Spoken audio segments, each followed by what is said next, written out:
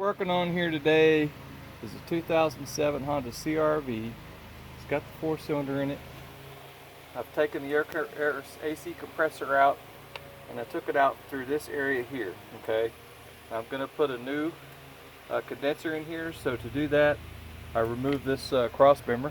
Okay, there's a cross member that goes here, and I'll show you that in a second. The fans, cross member, the radiator, all that stuff came out. Then you get the condenser out last. So this is what everything looks like.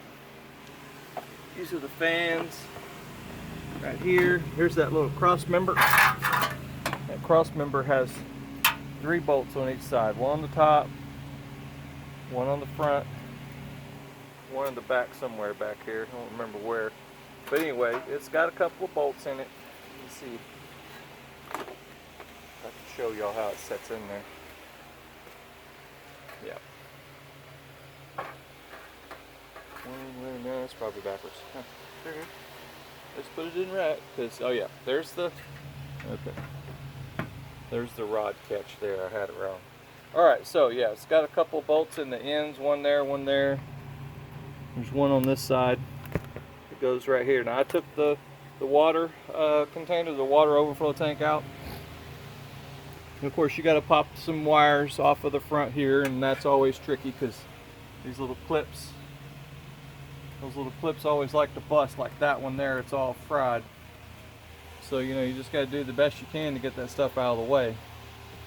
When you take that belt loose, you remove the water pump. You get you a real long bar with a crow's foot like that on the end of it, and you move that tensioner and get that belt loose. But that's what the new compressor looks like. That's a compressor from Four Seasons. It comes just the way it sets there. I just installed the hose on it. But that's what it looks like. It's not that bad of a deal taking it out through the top. It didn't matter to me whether I took out the top or the bottom, but since I was going to change the condenser, which this is the condenser right here, since we're going to change this little guy, it's got the dryer made onto the side. This is a Denso. Yeah, it's a Denso condenser. So we'll get this little guy put on there. It's not that hard. It's just a lot of stuff you got to take off. There's the radiator. The radiator's fine. I mean, if it was my car, I'd probably go ahead and change it, but somebody else's, so if it's not busted, they're not going to spend the money. Those radiators are pretty cheap anyway. So that's kind of the extent of it. Just be real careful.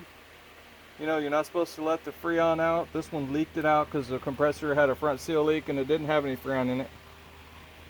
This is a good time to change the filter. There's the transmission filter right there. Good time to do that. And what I did is I disconnect the hoses, and then just got me a piece and connected it together to keep that transmission fluid from dripping. And then of course I've got a catch pan down there. And other than that, the bolts are 2 different sizes, so just keep track of the length of your bolt. The compressor comes with a torque chart, which I think it's like 15 to 20 something foot-pounds, something in that range. They're not very tight. I don't know what the deal is with these O-rings. Like if you see these O-rings that came on it from the factory, let's zoom in on that O-ring there if it'll focus. Probably not. Anyway, the factory O-rings always seem to be better than the ones that come in the kits. Here's another one. I don't know what the deal is. You get the green ones, and the green ones are smaller and they don't fit as tight. So anyway, let me move this thing along and get it going here.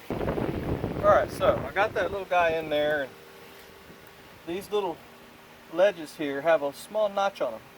So you just get the compressor and stick it on that notch, and that'll hold it. That's what it looks like in there. It came with this little adapter on there already. Got the plug plugged in. I don't have the belt on yet, but I'm not going to worry about the belt now. I would like to get my condenser on here and get this thing dried in and get it sealed as soon as possible. Alright, so I got my hoses all connected back up. So these hoses, these clamps here were all facing down, so if you want to put them back the way they were, that's fine. I got them on the side, that's accessible good enough. But that's how everything looks when it's all connected. Putting the fans on next. Alright, so I got both fans are in. Just keep your eye on those little notches on the bottom. There's a little peg on each side that has to fit into a hole. So it's all going together nicely. I'm going to put this core support in there now, and it takes two hands. So let's take it. Alright, so I've got the core support set in there and it's loose. It's got these 3 bolts on each side, and these 2 in the front are difficult to get to.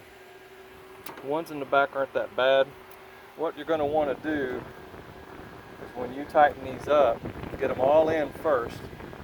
When you tighten them up, goodness, what is the world is going on with the focus here? Alright, that's better. You're going to want to match the paint mark where it sets. Try to get that as close as possible, because when you put your hood latch on here, it's going to be crooked. Be off a little bit, and that's not saying that you can adjust it a little bit. It's just easier to start with something that's close. We'll get these in there as close as possible.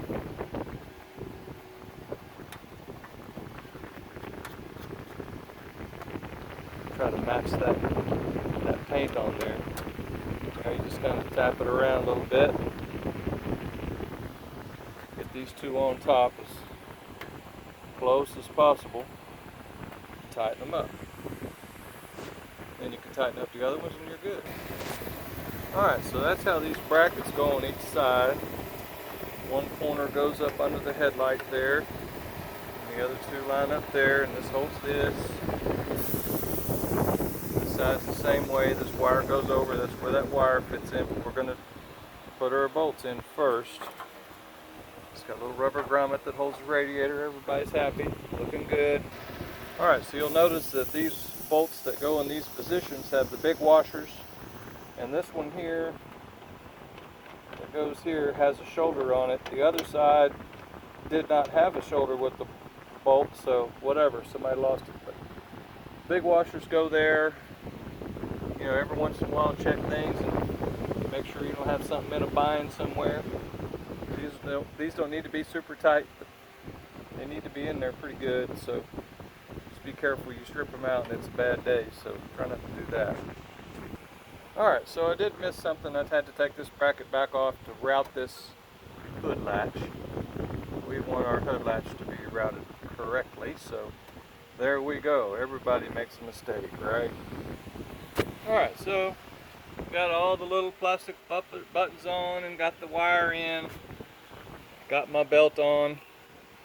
About to put this little guy back. Get it out of the crack here. Stuck there pretty good. Okay. Anyway, put this all back. Need to put my hood prop back on, but other than that though, it's all there. I hope this helps somebody. I'm not going to show charging it and all that stuff. I am going to pull that expansion valve. We'll do that real quick.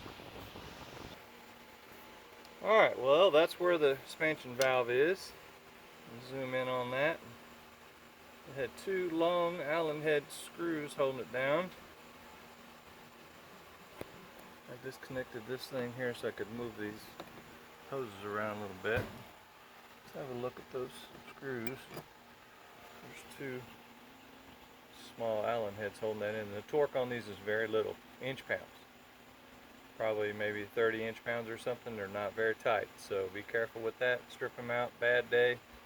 Pull the AC evaporator out and work on it all day or something. But anyway, we're going to try not to strip these out. I'm going to grab that thing with this bolt here. See if I can pull it out without dropping it inside the AC box, right? Alright, with lots and lots of wiggling and fiddling around, finally got that thing to where it's going to come out. sucker is stuck in there pretty good. Still don't want to cooperate. I'm going to take that bolt out and get it to turn.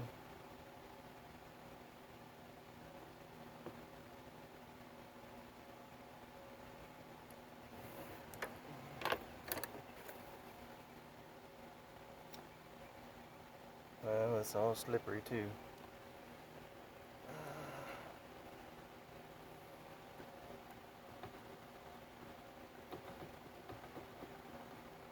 Well, that's a two-hand job, so let me get after it here. Alright, well, there it is. I know it's not pretty, but this guy didn't want me to pull the dash. He's afraid it's going to make noise and rattle. And if I could get it out from this side, that was fine, even if I had to cut it a little bit. So here we are.